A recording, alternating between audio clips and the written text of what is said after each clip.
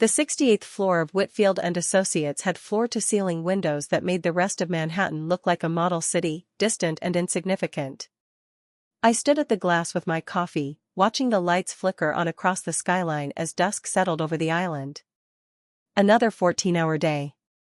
Another victory sealed in a conference room where opposing counsel had barely put up a fight. Another night of sleeping in the apartment that was more museum than home. My phone buzzed against the marble windowsill. I glanced at the screen. James Marsh. I picked it up on the second ring. James? Is everything okay? It's fine, it's fine. My brother's voice came through light and airy, the way it always did when he was trying to convince me of something. Mom's here. The words didn't compute. I pulled the phone away from my ear, stared at it, brought it back. What do you mean, she's there? I mean she's sitting right next to me. She came to see me. I set down the coffee mug with more force than I intended. Dark liquid sloshed over the rim, staining the white surface. You need to tell me exactly what's happening right now. She showed up about an hour ago. At the residence. She just walked in and asked to see me. James's voice carried that soft, forgiving quality that had always made me want to shake him. Elena, she looks really sick. She's lost so much weight. She should have lost weight 20 years ago when she decided to disappear. Don't. Please. She came back for a reason. Give the phone to the front desk. I need to talk to someone who can explain why a woman with no visitation rights was allowed access to a supervised facility. Elena. James, give me the desk. I heard muffled voices, the scrape of a receiver changing hands. Then a woman's voice, professional and slightly nervous. Ms. Marsh? This is Delia at the front desk. I'm so sorry, your brother insisted she was family and... She's not on the approved list. I understand that now, but she presented identification, and your brother confirmed he knew her, and there was some confusion about the emergency contact. Put her on the phone. Your mother? No. Margaret Sullivan. Put her on the phone. The line went quiet for a moment. I paced the length of my office, my heels clicking against the hardwood in a rhythm that matched my pulse. 18 years. 18 years of building. 18 years of telling myself I didn't need her, didn't want her, didn't care where she was or what she'd done. I'd become a partner at 34. I'd paid for James's care out of my own pocket since I was 22. I'd created a life so airtight that no one could ever leave a hole in it again. And now she was sitting next to my brother like she had any right to be there. Elena. That voice. I stopped pacing. It was thinner than I remembered. Weaker. The woman who had walked out the door when I was 17 had sounded like she was made of steel and vinegar. This voice carried a rattle at the edges, something labored and fragile. Don't call me that. I kept my voice flat, professional. The voice I used in depositions. You have no legal right to be near my brother. You have no legal right to contact me. If you don't leave that facility immediately, I will have security escort you out and file a restraining order before you reach your car. I'm dying. The words hung in the air between us. I waited for them to land, to hit me somewhere soft, somewhere I hadn't armored. They bounced off. Everyone dies eventually. Some of us just get a head start on saying goodbye. That's fair. She let out a breath that seemed to cost her something. That's more than fair. I earned that. But I need to see you, Elena. I need to tell you things. Things about why I left, about what I was running from, about. I don't want to hear it. Whatever you have to say, you can say it to a judge if you try to come near James again. Please. The word cracked. Please, baby. I don't have much time left. Don't call me that either. You lost the right to call me baby when you packed your bags and left me to raise a disabled child alone at 17 years old. I grabbed my coat from the back of my chair. Stay away from the residence. If you're there when I arrive, I'll call the police. I hung up before she could respond. The drive from my office on Park Avenue to James's residence in Murray Hill took 12 minutes. I made it in 9. I knew every shortcut, every light that favored aggressive drivers, every alley that could shave seconds off the route. I'd made this drive hundreds of times, but never with this particular fire burning in my chest. The residence was a converted brownstone with a modern addition in the back, all glass and steel that tried to feel warm and never quite succeeded. James lived in a ground-floor unit with wide doorways and a roll-in shower, the kind of place I'd spent months fighting to get him into. He'd been on 3 waiting lists before I'd threatened the board with a lawsuit for discriminatory admission practices. I loved him entirely, recklessly, ferociously. He was the only person I had left, the only person who had never left me. The key code hadn't changed. I let myself in through the main entrance, nodded at the night attendant, and walked to James's door at the end of the hall. I knocked once, the way we'd worked out years ago. One knock meant it was me. James opened the door. He was in his manual wheelchair, his arms still strong from years of propelling himself, his face open and worried and full of light the way it always was. He was 31 now, but he still looked like the 15-year-old I'd protected, the one who'd cried when our mother left and then told me it would be okay because we had each other. I step inside, my heels clicking against the linoleum floor of James's small apartment. The door swings shut behind me, muffling the distant hum of traffic from Murray Hill. The air smells faintly of lemon polish and the microwave dinner James heats up most nights. My eyes sweep the cramped living room, the worn plaid sofa, the television on its stand, the stack of library books on the coffee table. And then I see her. Margaret Sullivan sits on the edge of the sofa like a bird poised for flight, her hands clasped in her lap. She's thinner than I remember, her face gaunt, the skin stretched tight over high cheekbones. Her hair, once a rich chestnut brown, is now a dull silver-streaked gray, pulled back in a loose ponytail. She wears a simple cardigan over a floral blouse, the kind of outfit a grandmother might wear to a Sunday brunch. She looks nothing like the woman who left when I was 17. She looks like a stranger. James rolls his wheelchair closer to the sofa, his hands gripping the rims with nervous energy.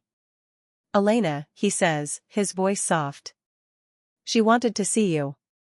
I gathered that. I keep my voice flat, professional. I'm a partner at Whitfield and Associates.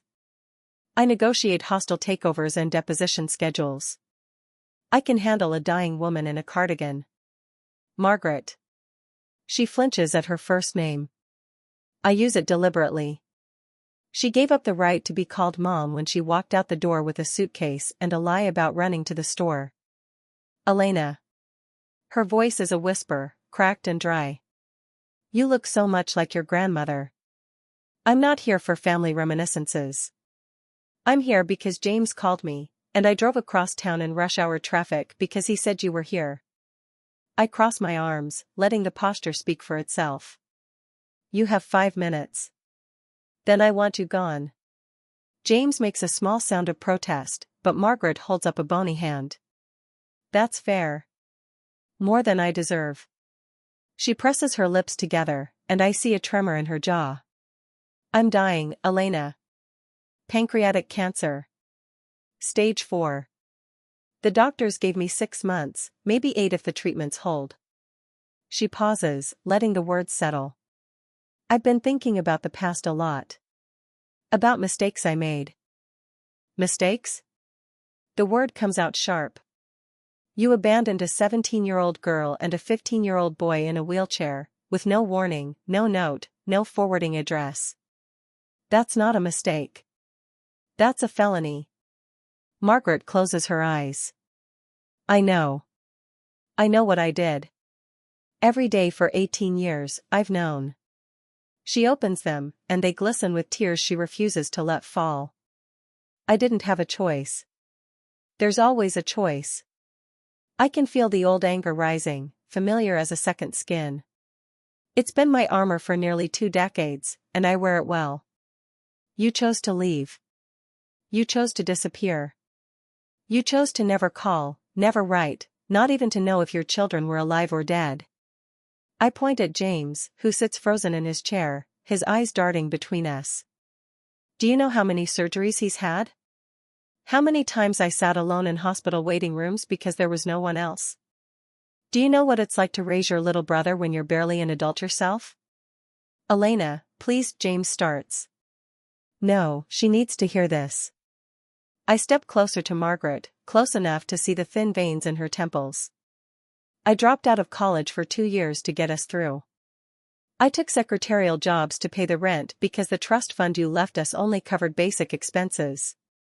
I had to lie to the Department of Social Services about my age so they wouldn't put James in a state home. I did all of that. And you were where? Margaret's hands twist in her lap.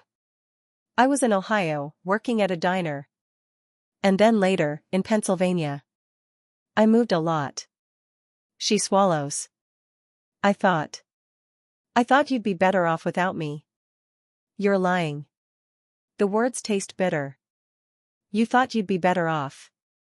You found some man, or maybe you just got tired of being a mother to a disabled kid. So you cut and run. That's not true. Her voice cracks. I left to protect you. Both of you. I laugh, and it's an ugly sound. Protect us from what? The mean lady at the grocery store? The landlord who raised the rent? Please. Margaret looks at James, then back at me. Her eyes are wet now, and a single tear escapes down her cheek. From Victor Crane. The name lands like a punch to the chest. I didn't expect it. Victor Crane is the biological father I never met, a man whose existence my mother mentioned exactly twice in my entire childhood, once when I asked who my father was, and once when she was drunk on New Year's Eve when I was 12. She said he was a bad man, and that was it. I never pushed. I didn't care. Victor Crane? I repeat. You're telling me you left because of a man you dated before I was born? That's your big revelation? Not dated. Margaret's voice is barely audible. Married. I married him when you were 3 years old, Elena. And then I divorced him 2 years later, but he never really left us alone. He found me again when you were 16. He wanted to come back into your lives. He made threats. And I believed him. She looks down at her hands. I thought if I disappeared, he wouldn't find you. He wouldn't hurt you. The room feels smaller.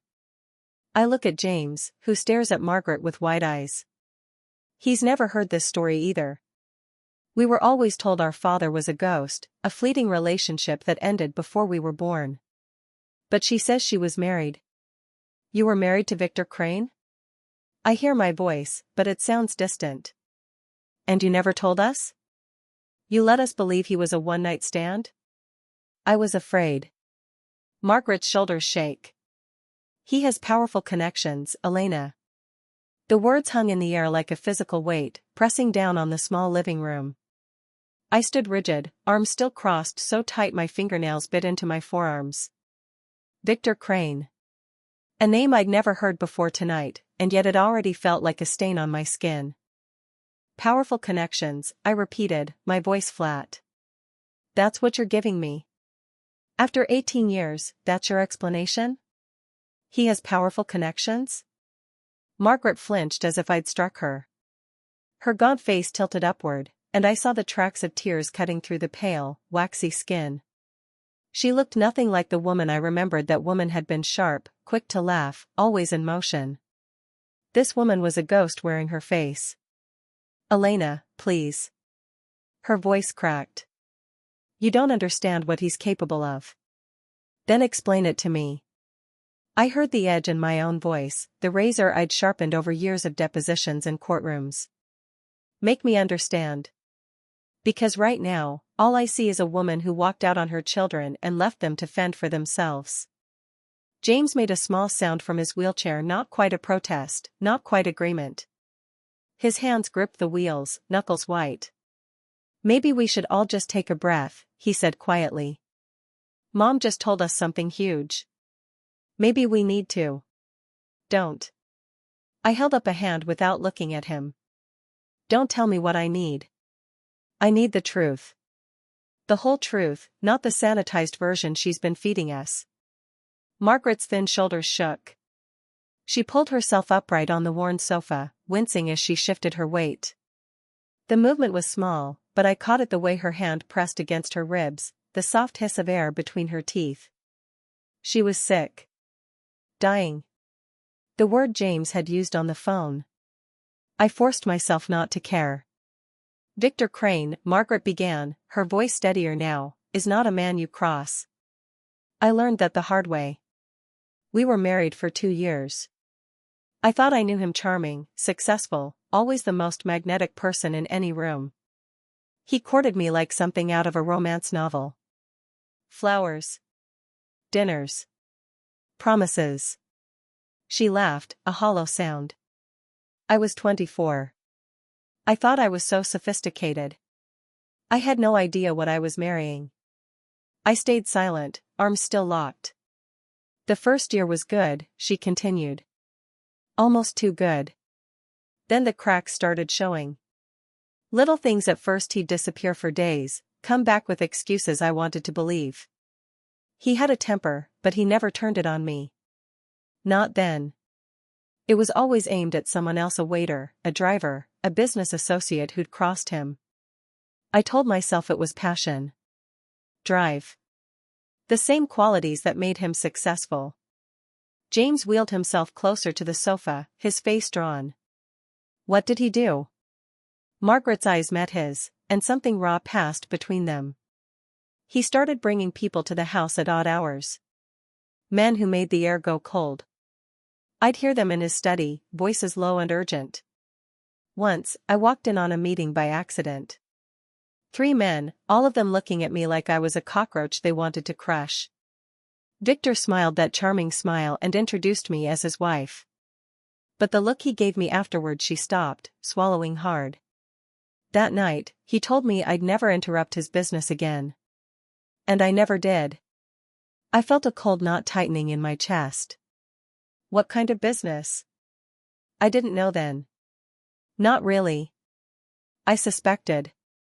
I told myself I was being paranoid. But after you were born, Elena, I started paying attention. I found papers. Names. Transactions that didn't make sense unless you understood what he really did. She looked down at her hands, frail and trembling in her lap.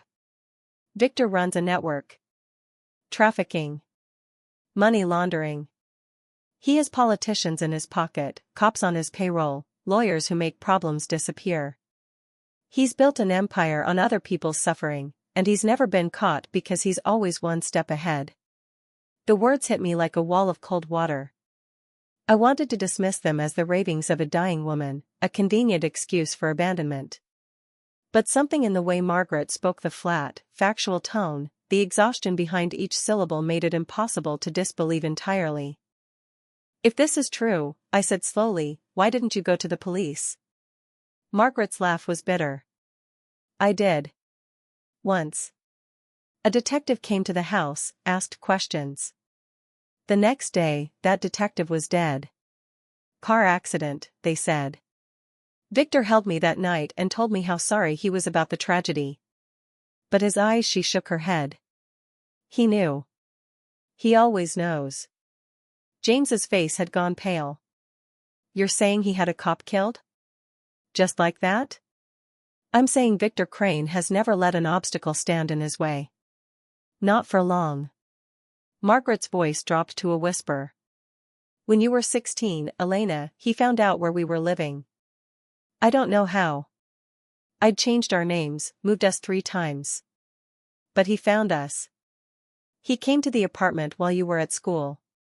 I opened the door, and there he was, smiling like we were old friends. My stomach dropped. He came to the apartment? He wanted to see you. Said he had a right to know his daughter. I told him no, that you'd never met him, that you didn't know about him. He laughed. Margaret's voice broke. He said it didn't matter. He said he'd find a way. He always found a way. And then he told me that if I ever tried to keep him from you again, he'd make sure you and James had an accident. A very permanent accident. The room seemed to shrink around us. I could hear James breathing, shallow and fast. My own heart was a dull, heavy drum in my chest. That's when I knew I had to leave, Margaret said. Not for me. For you. Both of you. If I stayed, he'd keep coming back. He'd find a way to sink his claws into your lives. The silence in James's living room had become a living thing, pressing in on us from all sides. I stood by the window, my back to both of them, watching the street lamps flicker to life as dusk settled over Brooklyn. The weight of Margaret's words sat heavy in my chest, each revelation a stone I hadn't known I'd been carrying. Elena. James's voice was soft, tentative. Please say something. I turned slowly. Margaret remained on the sofa, her gaunt frame barely making an impression on the cushions. Dark circles hollowed her eyes, and I could see the faint tremor in her hands as she clasped them in her lap. The cancer was eating her alive, that much was evident. But I couldn't let pity cloud my judgment. You're telling me, I said, my voice flat, that Victor Crane is still out there. Still dangerous. And that you've known this for 18 years. Yes. Margaret's voice cracked. Every day I've lived with the fear that he'd find you. Find James. I checked obituaries. I monitored police reports. I even hired a private investigator once, just to make sure he was still in the city and hadn't turned his attention toward you.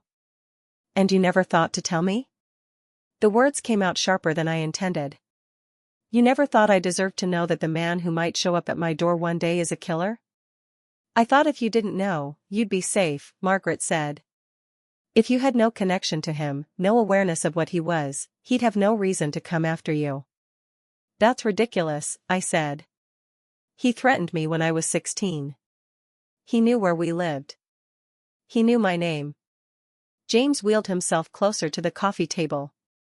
His hands gripped the armrests of his chair, knuckles white. Mom, is he still looking for us? After all these years? Margaret's eyes filled with tears. I don't know. God, I don't know. But I couldn't keep running. I couldn't die without telling you the truth. I paced the length of the room, my heels clicking against the hardwood floor.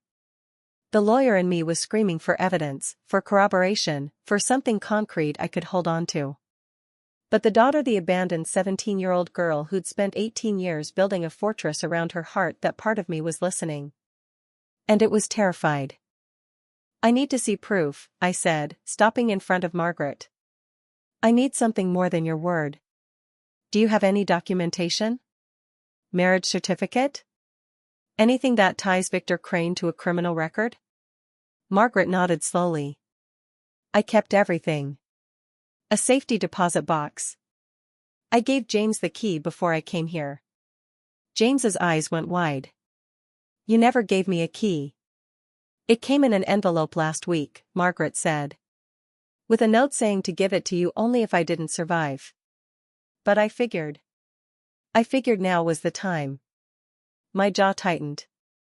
This woman had been planning her death the same way she'd planned her disappearance, methodically, secretly, with the precision of someone who'd spent decades looking over her shoulder. Where's this envelope now? I asked. James wheeled to the side table by the door and pulled open a drawer. He retrieved a plain white envelope, slightly worn at the edges, and handed it to me. Inside was a small brass key with a number etched into its surface. Howard Beach, Margaret said. A small bank near the old house. I chose it because it was out of the way. No one would think to look there. I pocketed the key. I'll go tomorrow morning. First thing. Elena. Margaret's voice dropped to a whisper. Be careful. If Victor still has connections, and I have no reason to believe he doesn't, he could be watching. He could have people everywhere. Then I'll be careful. I met her gaze. But I'm not hiding from him. Not anymore. The words felt foreign on my tongue. For 18 years, I'd built a life of control, of unassailable reputation, of never letting anyone close enough to hurt me. And now, in the span of 2 days, that fortress had developed cracks I could see through. My phone buzzed in my pocket. I pulled it out and saw Rachel Nguyen's name on the screen. "Excuse me," I said, stepping into the kitchen. I answered the call. "Rachel. What do you have?" "I've been digging into Victor Crane," she said, her voice crisp and professional. "And Elena, this guy is bad news. I mean, really bad. I found a trail of shell companies, offshore accounts, and at least 3 missing persons cases that intersect with his known associates." "How solid is the connection?" "Solid enough that I'm worried about you," Rachel said. "He's not just a criminal, he's a network. He has cops on his payroll, judges who owe him favors, and a team of lawyers who make your firm look like a mom-and-pop shop." I leaned against the counter, staring at the refrigerator magnets shaped like tiny New York landmarks. "I need everything you can find. Names, dates, locations. I want to know where he sleeps, where he eats, and who he talks to." "That's going to take time," Rachel said. "And it's going to be dangerous. If he finds out someone's poking around his business." "He won't find out," I said. "You're too good for that." Rachel was silent for a moment. "Elena, are you sure you want to do this? Once you start pulling threads, everything could unravel. Your career, your reputation, your safety." "My reputation is already at risk," I said. "I just found out my mother's been hiding a crime boss for 18 years. If that gets out, Whitfield and Associates will drop me faster than I can say conflict of interest." "So you're doing this to protect yourself?" "I'm doing this because I deserve the truth," I said. "And because if Victor Crane thinks he can threaten my family and walk away, he's about to learn exactly how wrong he is." I pulled the phone away from my ear and set it on the counter. Rachel's warning still echoed in my head. Victor Crane had cops, judges, lawyers in his pocket. A network that stretched deeper than I'd imagined. But I had something he didn't know about. A safety deposit box in Howard Beach. And now, a key. I walked back into the living room. James sat in his wheelchair by the window, his hands gripping the armrests. Margaret had pulled herself upright on the sofa, her face pale but alert. The white envelope sat on the coffee table between them, the key visible through the open flap. "I'm going tomorrow," I said. James looked up. "To the bank?" "First thing in the morning." Margaret's lips pressed together. She reached for the envelope with a trembling hand and held it out to me. "Take it now. Don't wait." I took the envelope. The key inside was brass, unremarkable, the kind that could open any lock in any building. But this one opened a box that held whatever Margaret had hidden from Victor Crane for 18 years. "You should stay here tonight," James said quietly. "It's late. You've been driving back and forth all day." I glanced at my watch. Nearly 11. He was right. I was exhausted, and the drive back to Manhattan would take at least an hour. I hadn't eaten since breakfast. "I don't want to impose," I said. "You're not imposing." James gestured toward the hallway. "The spare room has a bed. It's not fancy, but it's clean." Margaret looked at me, hope flickering in her eyes. She didn't say anything, but I could feel the weight of her wanting. Wanting me to stay. Wanting me to believe her. Wanting a second chance I wasn't sure I could give. "Fine," I said. One night. I called Rachel back before I went to sleep. She picked up on the first ring. "You still at James's place?" "I'm staying here tonight. Going to the bank tomorrow morning." "Good." I did some more digging after we talked. Victor Crane has multiple shell companies registered in Delaware, Nevada, and the Cayman Islands. He also owns a commercial property in Masbeth that's been cited for code violations 3 times in the last 2 years. "What kind of property?" "A warehouse. Zoned for light industrial, but the neighbors have complained about trucks coming and going at all hours. The police never did anything about it. Because he owns them." "That's my guess," Rachel said. I also found a link between one of his shell companies and a trucking firm that was investigated for transporting undocumented workers back in 2018. The investigation was dropped. No explanation. I felt a chill move through me. Human trafficking. The pattern fits. Cash-heavy business, connections to transportation, law enforcement interference. She paused. Elena, if that safety deposit box has anything that ties him to this, you need to handle it carefully. We're not just dealing with a white-collar criminal. I know. Do you? Because Victor Crane has been operating for decades without ever facing consequences. That doesn't happen by accident. I gripped the phone tighter. I'm not going to make the same mistakes he expects people to make. I'm going in prepared. What's your plan for tomorrow? I'll go to the bank alone. Take the key. See what's inside the box. You should have someone with you. I don't want to draw attention. A woman walking into a bank alone looks normal. Two people looks like something's happening. Rachel was quiet for a moment. Keep your phone on. Text me when you're inside, text me when you're out. If I don't hear from you within an hour, I'm calling the police. That might not help. Victor owns them, remember? Then I'll call the FBI. That startled a laugh out of me. You have an FBI contact? I have a former FBI contact. She owes me a favor. Rachel's voice softened. Just be careful, Elena. You're digging into a past that someone has killed to protect. I know. Do you really? I thought about Margaret's story, the cop who investigated Victor and ended up dead in a car accident. The threats that drove her to abandon her children. The 18 years she'd spent looking over her shoulder. Yes, I said. I really do. We said goodnight and hung up. I lay in the dark of the spare room, staring at the ceiling, the key cold in my hand. Somewhere outside, a car passed. A dog barked. The normal sounds of a normal night. But nothing about my life felt normal anymore. I woke at 6, before the sun was fully up. The apartment was quiet. I dressed in yesterday's clothes and found James already in the kitchen, making coffee. You're up early, I said. Couldn't sleep. He handed me a mug. Thinking about today. Me too. Margaret was still asleep on the sofa when I passed through the living room. She looked smaller in the pale morning light, her face slack with exhaustion. I paused for a moment, watching her breathe. 18 years. 18 years of running, of hiding, of carrying the truth alone. I didn't know if I could forgive her yet. But I understood her. And that was more than I'd had yesterday. I left without waking her.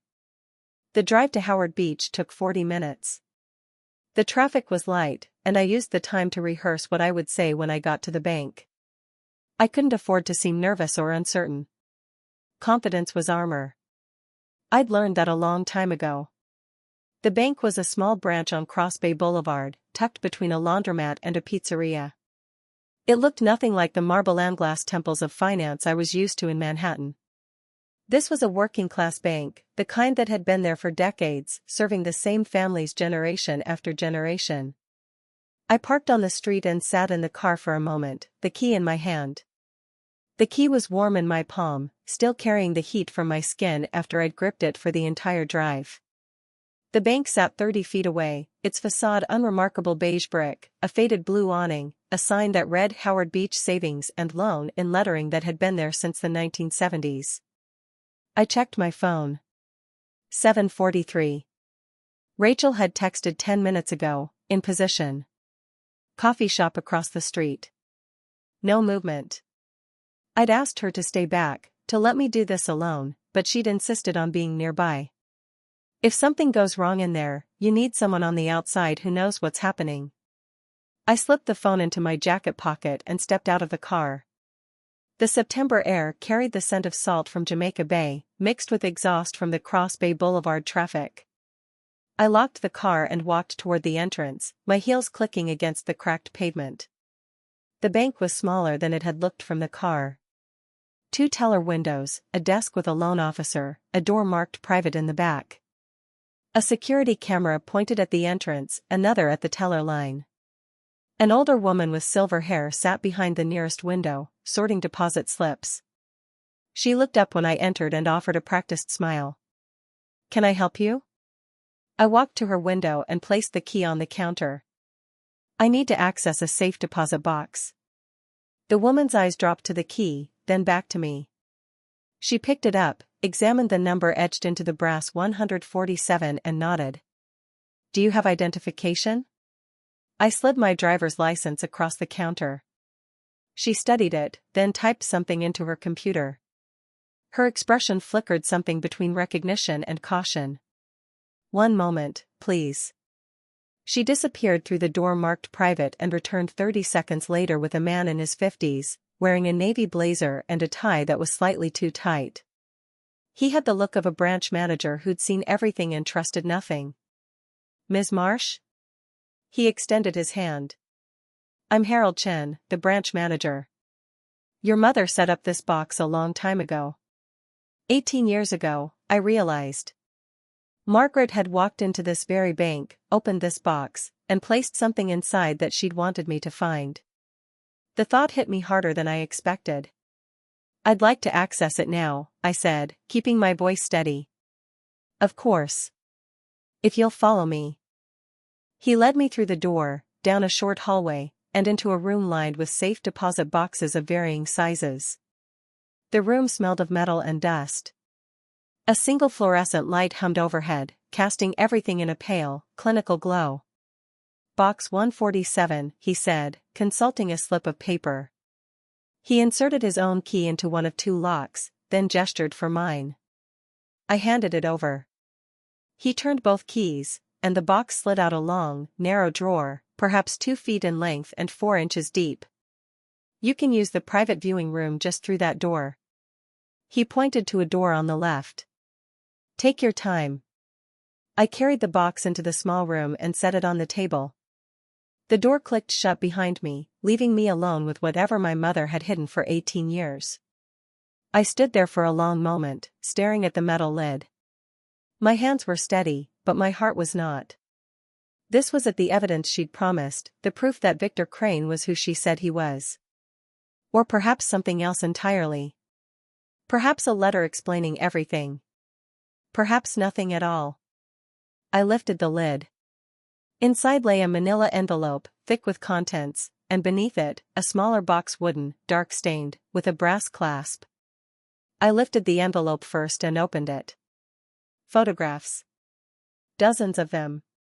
The top one showed a man I recognized from Rachel's research, Victor Crane, younger by 20 years, standing beside a woman I didn't know. They were at some kind of event, both of them dressed formally. The woman wore a diamond necklace that caught the light. Victor had his arm around her waist, his smile confident, almost predatory. I set it aside and flipped through the others. Victor Crane at a construction site, shaking hands with men in hard hats. Victor Crane in a casino, chips stacked in front of him.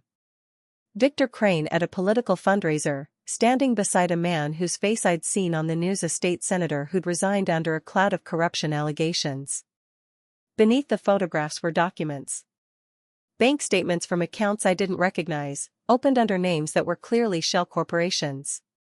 Property deeds. Contracts. A list of phone numbers, each annotated with a name and a title: judges, police captains, lawyers, all of them connected to Victor Crane. And at the bottom of the envelope, a single piece of paper, folded in thirds. I opened it and recognized my mother's handwriting, small, careful letters, the same handwriting I'd seen on birthday cards and grocery lists. "Elena. If you're reading this, I'm gone. Either dead or close to it. I hope you're ready for what's inside this box. I've spent 18 years hiding this, hoping you'd never need to see it, but I know Victor. He doesn't stop. He never stops. Inside this box is everything I could gather about Victor Crane. Where his money comes from. Who he's paid off. What he's capable of. I wasn't able to use it while I was alive. He would have found me, and he would have killed me. But you're a lawyer. You know how to use this kind of thing. There's one more thing. Something I've never told anyone, not even James. Victor Crane is your biological father. The words blurred in front of me. I read them again. And again. Victor Crane is your biological father. My hand dropped to the table. The paper trembled in my grip. The paper trembled in my grip, the words burning into my vision. Victor Crane is your biological father. I must have stood there for a full minute. Maybe two. The private wall seemed to press inward, the fluorescent light too bright, the air too thin. My hand dropped to the table, and I let the letter fall beside the other documents, the photographs, the financial records, the copies of wire transfers and shell company registrations. Evidence of a monster's empire. And now, evidence that I shared his blood. I forced myself to breathe. In. Out. The rhythm I used before every cross-examination, every closing argument. Facts first. Emotion second. The facts: Margaret Sullivan had married Victor Crane when I was 3 years old. She'd divorced him 2 years later. He'd found us when I was 16, threatened to hurt James and me. She'd left to protect us. She'd hidden the truth for 18 years. And she'd never told me he was my father. Not in all the letters she hadn't written. Not in the phone calls she'd never made. Not in the 18 years of silence that had shaped me into the woman I was: sharp, guarded, incapable of trust. I picked up the letter again. Margaret's handwriting was shaky, the letters uneven, but the words were clear enough. I know you'll hate me for this. You have every right. But I couldn't tell you before. If Victor ever suspected you knew the truth, he would have come for you. For James. I thought silence was the only way to keep you alive. I was wrong. I see that now. But I was desperate, and I was scared, and I made choices that I can never undo. There's more. Things I need to tell you in person. Please, Elena. Come home. Let me say the rest while I still can. The word home stuck in my throat. James's apartment wasn't my home. I hadn't had a home since I was 17 years old, standing in the doorway watching Margaret's car disappear down the street. But the woman who had abandoned me was lying on a sofa in my brother's living room, dying of cancer, waiting for me to return. I folded the letter carefully and placed it in my jacket pocket.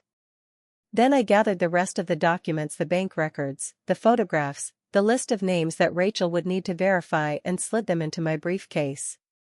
The metal lock clicked shut with a sound that felt final.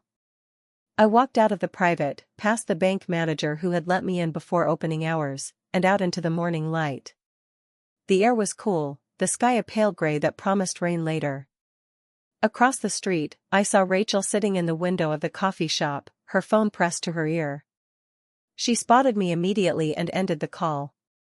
By the time I'd crossed the street, she was standing outside, her expression shifting from professional alertness to something softer when she saw my face. You look like you've seen a ghost, she said. Worse. I opened the passenger door of her car and slid inside. Get in.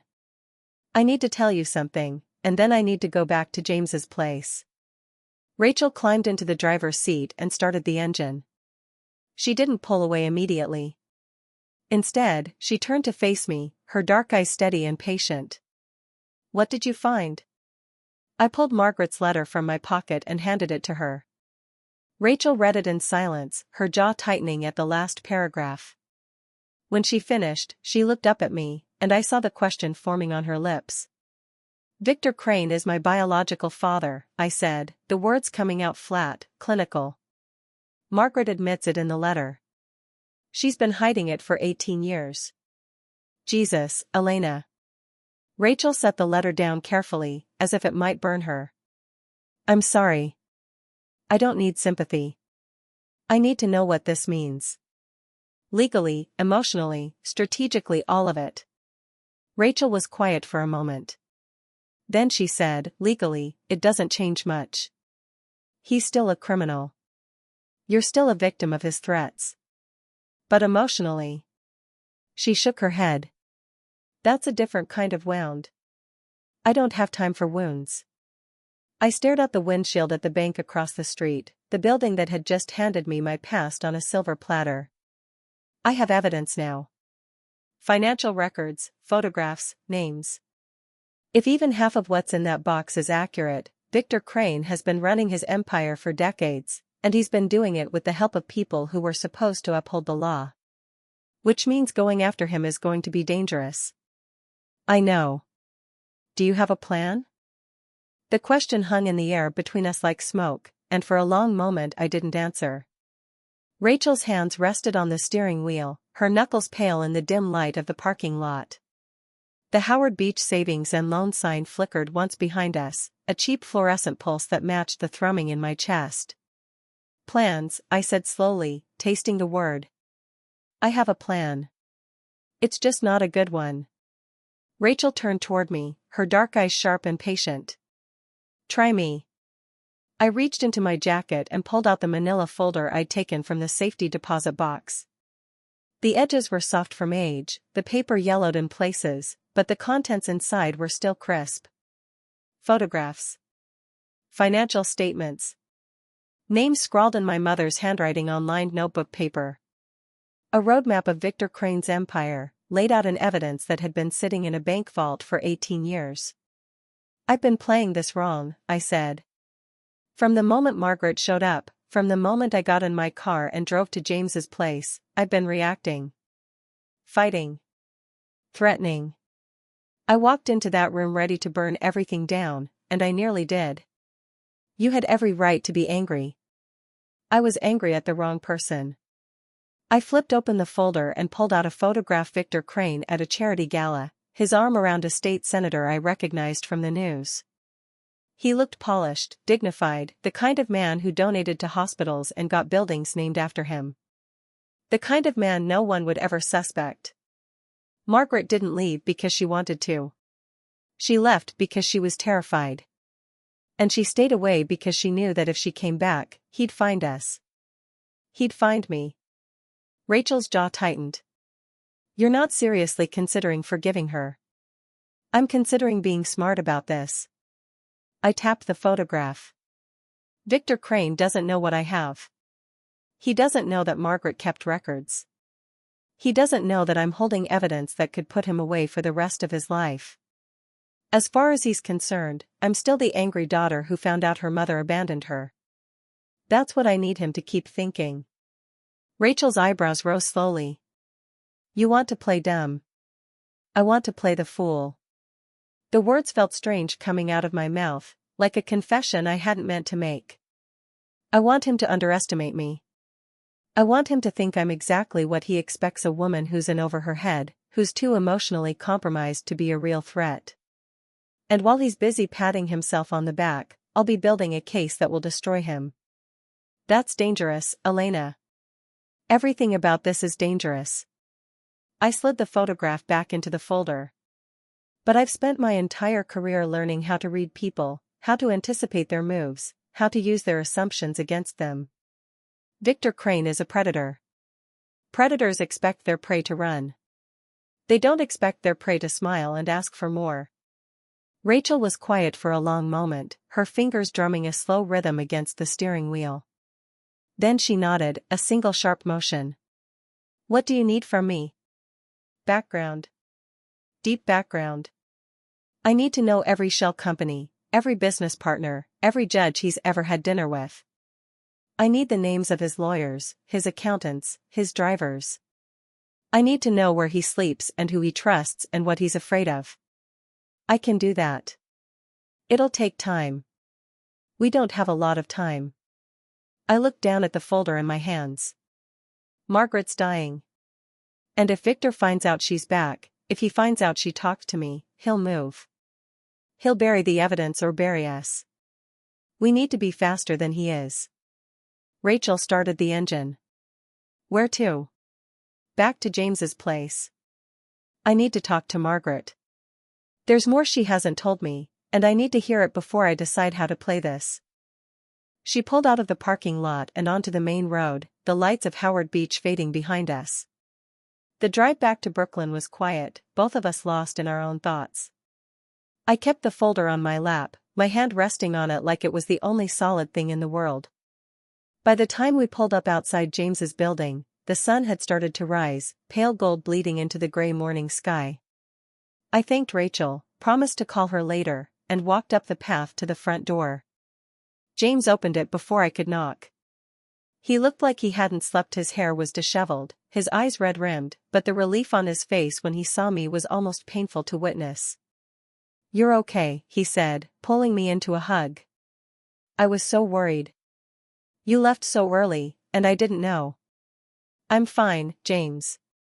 I hugged him back, breathing in the familiar scent of his laundry detergent. "I'm fine. Did you get it? The box?" "I got it." I pulled back and met his eyes. "I need to talk to Margaret." "Alone?" He hesitated, then nodded. "She's in the living room. She's been waiting for you." I walked past him, down the narrow hallway, and into the small living room where Margaret sat on the sofa. She looked smaller than she had the day before, the morning light casting harsh shadows across her face. Her hands were folded in her lap, and she watched me enter with an expression I couldn't quite read. Hope, maybe, or fear. Probably both. "Elena," she said softly. I didn't. I stood in the doorway of James's living room, my hand still resting on the frame, the weight of the bank box documents pressing against my ribs through the leather bag slung across my shoulder.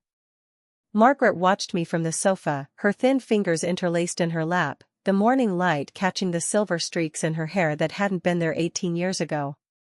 "Sit down, Elena," she said. Not a command. A plea. I didn't sit. I crossed to the armchair opposite her and lowered myself onto its edge, keeping the bag close. James hovered in the kitchen doorway, his crutches propped against the counter behind him, his face a careful mask of neutrality. He'd given us space, but he hadn't gone far. I pulled the letter from my bag. The paper had creased along the folds from being read twice in the bank vault, then again in Rachel's car. I held it up. "Victor Crane is my biological father." Margaret's eyes closed. Just for a second. When they opened, they were wet. "Yes. You married him when I was 3. "I did. And you never told me." My voice stayed level. I'd practiced this tone in the car, in the elevator, on the walk from the parking lot to James's front door. Professional. Detached. Cross-examination calm. Not when I was 16. Not when you left. Not in the 18 years since. You let me believe I was the daughter of a man who walked out when I was an infant. Margaret's jaw tightened. You never asked about your father. Not once after you turned 12. I assumed. You assumed wrong. The silence stretched between us. James shifted his weight in the kitchen, the floorboard creaking under him. "Tell me everything," I said. "Not the version you gave me yesterday. The full version. Start at the beginning." Margaret took a breath that seemed to cost her something. Her hands moved to her lap, fingers twisting together. "I met Victor in 1992. You were 3. James was barely walking. I was working at a real estate firm in Brooklyn, and he came in as a potential investor for a commercial development in Red Hook." She paused. "He was charming. Handsome. He had this way of making you feel like you were the only person in the room." I was 26, divorced, with 2 small children. I was exhausted. "He made things feel possible." "He wasn't your type," I said. "You always went for safe." "Boring." "He wasn't boring." A sad smile crossed her face. That should have been the first warning. We married 6 months later. He moved us into a house in Bay Ridge. Bigger than anything I'd ever lived in. He paid for a nanny, a car, private school tuition for you starting the following year. And you didn't question where the money came from? I did. Her voice hardened. I asked. He told me he was a consultant for international trade companies. He had an office in Manhattan, business cards, clients who called him at all hours. I wanted to believe him, Elena. I was in love, and I was grateful, and I was stupid. She stopped, her gaze dropping to her hands. The first time I saw something wrong was 18 months in. A man came to the house. Late. Victor wasn't home, and the man insisted on waiting. He had a gun in his waistband. I could see it when he took off his jacket. He sat in my living room for 3 hours, drinking my coffee, watching television, until Victor finally came home at 2 in the morning. Who was he? Victor never told me his name. But I saw him again, 2 weeks later, on the news. He'd been arrested for armed robbery. He was out on bail. She met my eyes. I started paying attention after that. The late nights. The phone calls in languages I didn't understand. The way Victor would disappear for days at a time and come back with new cars, new watches, new suits. You could have left. I tried. Her voice cracked. I tried when I was 5 months pregnant with what would have been your sibling. I packed bags, put you and James in the car, drove to my sister's house in Pennsylvania. Victor found us within 12 hours. He was sweet about it. Apologetic. He said he'd been under stress, that work was complicated, that he'd do better. And I went back because I didn't know what else to do, and because my sister told me I was overreacting, and because you were crying for your room and your toys. I felt something twist in my chest. There was a child? Your brother or sister? I lost it 3 days after we came home. The doctor said it was stress-related. Her voice dropped to barely a whisper. I sometimes think Victor knew that would happen. That he counted on it. James moved then, crossing the room slowly on his crutches. He sat on the arm of the sofa, not next to Margaret, but close enough that she could reach him if she wanted. She didn't. The divorce, I said. When did you finally leave him? 1995. You were 6. I'd found evidence, bank statements, photographs, a list of names and dates that I later realized were shipping manifests. I had enough to know he was involved in things I couldn't stomach. Enough to know he'd killed someone. Who? Marcus Webb, I repeated, the name settling into my chest like a stone dropped into deep water. You're telling me a former corrections officer has a recording of Victor Crane ordering a murder? Margaret nodded, her thin fingers gripping the edge of the sofa cushion as if she needed something solid to hold herself upright. He worked at Rikers in the early 90s. Victor had a business associate incarcerated there. Marcus was the guard on duty when Victor came for a private visit. He didn't know the room was bugged. Bugged by who? By Marcus. He'd been skimming from drug money the associate was trying to move inside. He was paranoid someone would rat him out. So he recorded everything that happened in that visitation room for about 6 months. She let out a bitter, hollow laugh. He got more than he bargained for. I paced to the window and looked out at the quiet Queen Street. The morning light was still pale, the kind of gray-gold wash that came before the city fully woke.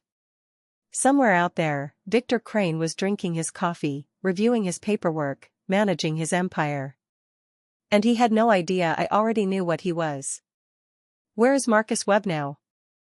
Florida. The Panhandle, near Pensacola. He changed his name, goes by Michael Walsh now. Runs a bait and tackle shop on a strip of coast that doesn't get much traffic. Margaret's voice dropped. I found him 5 years ago. I was already sick. I thought about going to him, trying to get the recording myself. But I was too afraid Victor's people would be watching. And I was too weak. James shifted in his chair. He'd been quiet for most of the conversation, his face a careful mask of neutrality that I knew cost him something. Mom, if this recording is so important, why didn't you go to the police? Any police?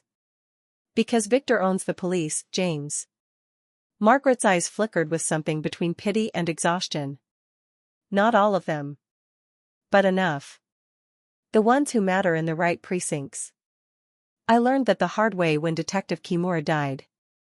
He was clean. He was honest.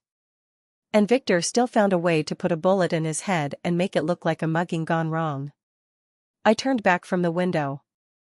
Then we don't go through official channels. We go to web ourselves. Elena. Margaret's voice cracked. You can't. If Victor finds out you're digging into his past, if he even suspects you've talked to someone who might have evidence. He already knows I'm digging. I cut her off. I took everything from that safety deposit box. The photos, the financial records, the list of names. He'll find out eventually. The only question is whether I'm ahead of him when he does. James stood up, his movements slower than usual. The brace on his left leg clicked with each step as he crossed to the small kitchen table and lowered himself into a chair. You're talking about flying to Florida. Driving to some backwater town. Knocking on the door of a man who's been hiding for years. Yes. And what happens when you get there? His voice was gentle, but there was steel underneath. What if he doesn't want to talk? What if he's scared? What if he calls Victor instead of you? I didn't have a good answer. I hated not having good answers. Margaret broke the silence. He'll talk. If you approach him correctly. He's a guilty man, Elena. He's been carrying that recording for over 20 years, and he's never used it. That means part of him wants to. He just needs the right reason. And I'm the right reason? You're a lawyer. You're Victor Crane's daughter. You're the one person who could bring him down without needing a badge. Margaret's voice grew thin, almost reedy.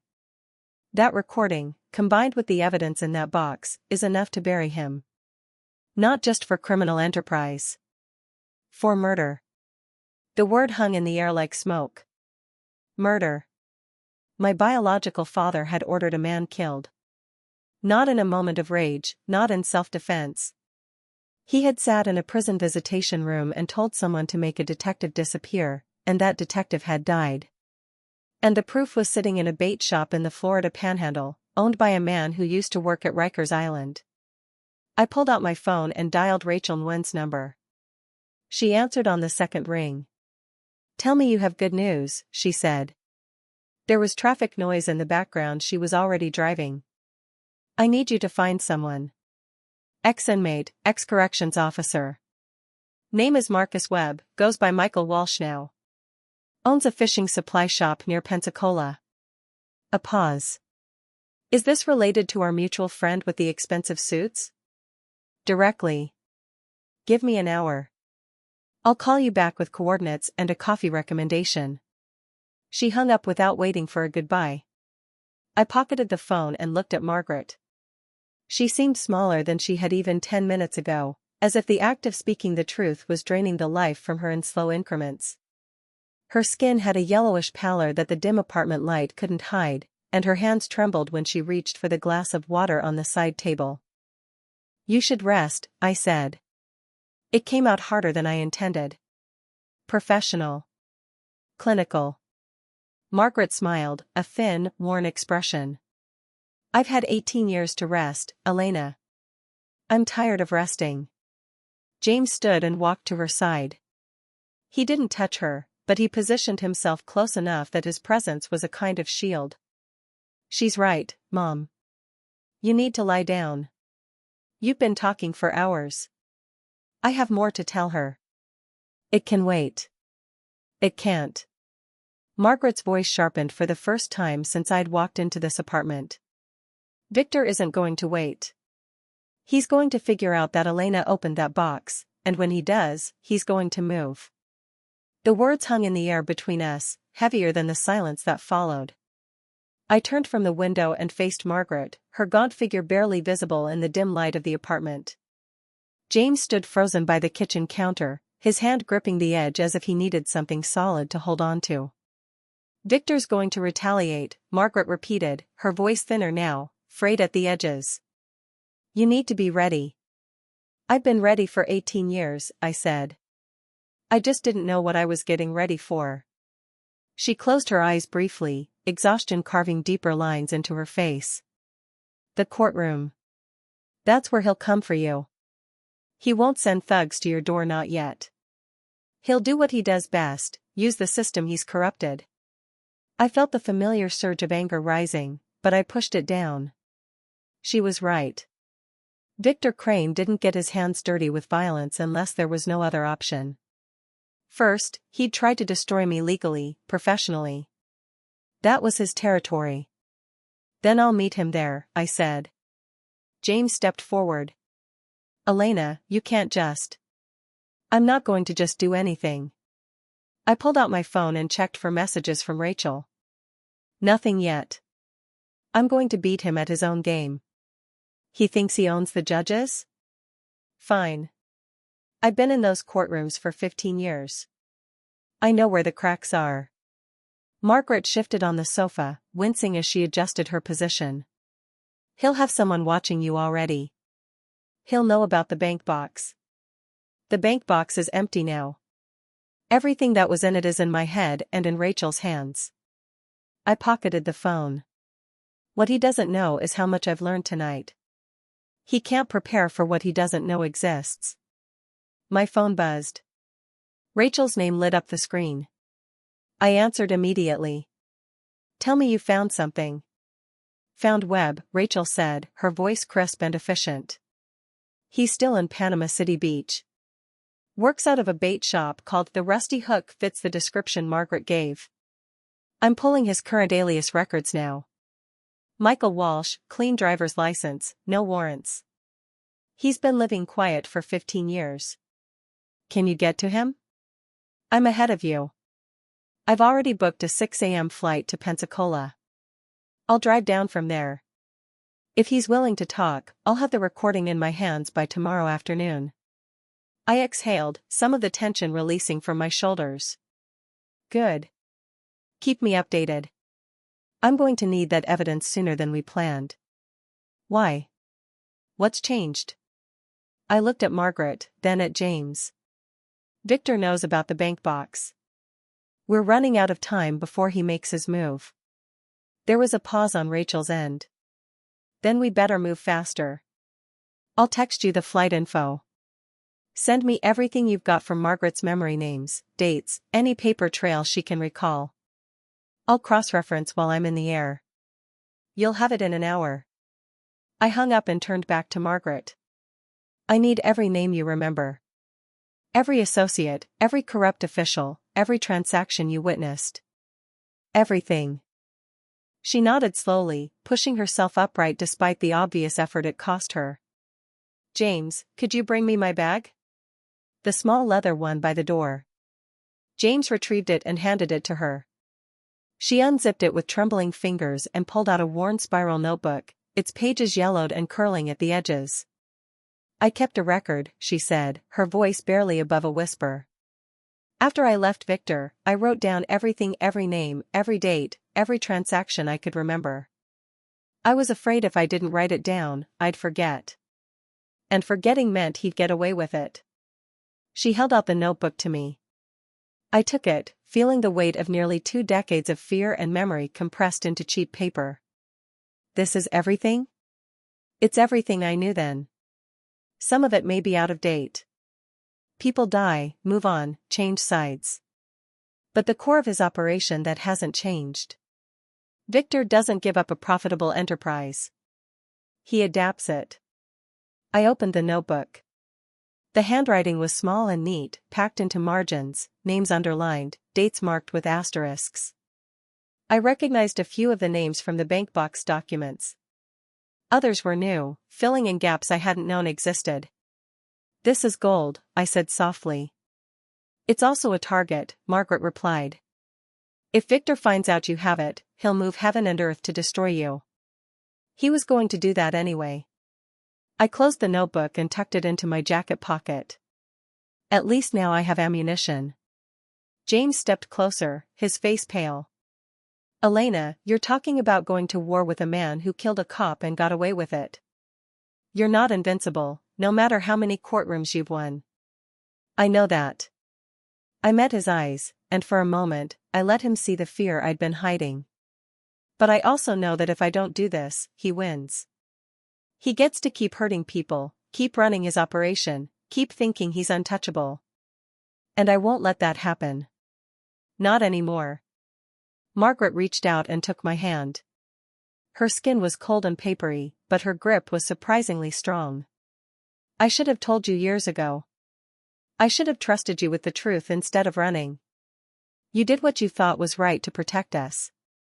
I squeezed her hand back. I'm still angry about the years I lost. But I understand why you did it. She shook her head. Understanding isn't forgiveness.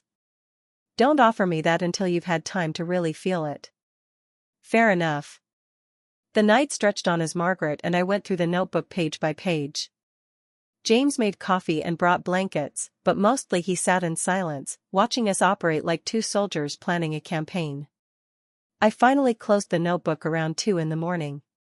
My eyes burned from straining over Margaret's cramped handwriting, but my mind was sharper than it had been in weeks. Every name, every date, every transaction recorded in that spiral-bound book was a thread we could pull to unravel Victor Crane's empire. Margaret had stopped speaking an hour ago, her energy draining like sand through an hourglass. She leaned against the couch cushions, her face pale and lined with exhaustion. James took the notebook from my hands. That's enough for tonight. You both need rest. I'm fine, I said, but my voice cracked. You're not. He set the notebook on the coffee table and placed a hand on my shoulder. You've been going at this for 6 hours. Mom needs to sleep, and you need to process all of this. I looked at Margaret. Her eyes were half closed, her breathing shallow. The cancer had stolen so much from her already, her strength, her hair, her future. But the fire in her gaze when we talked about Victor had been unmistakable. She wanted him brought down as badly as I did. He's right, Margaret whispered. I can't keep my eyes open much longer. She tried to smile, but it came out as a grimace. I'm sorry, Elena. I wish I had more time. Don't apologize. The words came out before I could stop them. You gave me the notebook. You gave me the key witnesses. That's enough. James helped her up from the couch. She leaned heavily on his arm, her steps shuffling and unsteady. I watched them move toward the narrow hallway that led to the bedroom, and for a moment, I saw them as strangers, a dying woman and her devoted son, bound by a love that had never broken despite 18 years of silence. My throat tightened. I'll get her settled, James said over his shoulder. There's a spare blanket in the hall closet if you want to sleep on the couch. I'm not sleeping. You should try. I didn't answer. He guided Margaret into the bedroom and closed the door. The apartment fell silent except for the hum of the refrigerator and the distant wail of a siren somewhere in Brooklyn. I sat alone on the couch, staring at the closed notebook, the weight of everything pressing down on my chest. An hour passed. Maybe 2. I couldn't tell. My phone buzzed with a text from Rachel, just landed in Pensacola. Weather's clear. Heading to the Rusty Hook in the morning. We'll update you by noon. I typed back, good luck. Stay safe. She replied with a thumbs up emoji. I set the phone aside and leaned my head back against the couch. The ceiling was stained yellow from years of cigarette smoke, long faded but still visible. Margaret must have smoked in here before she got sick. I wondered how many nights she'd spent alone in this apartment, staring at the same stains, carrying her secrets like a second skin. The bedroom door creaked open. James emerged, his face drawn. She's asleep, he said quietly. I gave her the pain medication the hospice nurse left. She's out cold. Good. He walked over and sat down in the armchair across from me, his hands clasped between his knees. Listen, Elena. I know you're still angry. I know you've got all this planning to do. But I need to say something. What? She's not going to make it much longer. The nurse said maybe a week, maybe less. His voice broke on the last word. I've only had her back for a few days, and I'm already losing her again. But you have a chance to say goodbye properly. Don't waste it on being right. I stared at him. You think I'm wasting time? I think you're focused on Victor, and that's important. But Mom is right here. She's scared, and she's tired, and she needs to know that you don't hate her. I don't hate her. Then tell her that. I opened my mouth to argue, but the words died in my throat. He was right. I had been so consumed by the plan, by the notebook, by the fury at Victor Crane, that I had pushed the real goodbye to the back of my mind. Margaret had come back to make things right before she died, and I had treated her like a witness, not a mother. I'll talk to her in the morning, I said. No. Talk to her now. She's asleep. She won't stay asleep long. The meds were off after a few hours. And when she wakes up, she'll be scared and alone in the dark. She'll need someone to hold her hand. He stood up and gestured toward the hallway. Go sit with her. I'll make coffee. I hesitated. My entire adult life had been built on control and walls.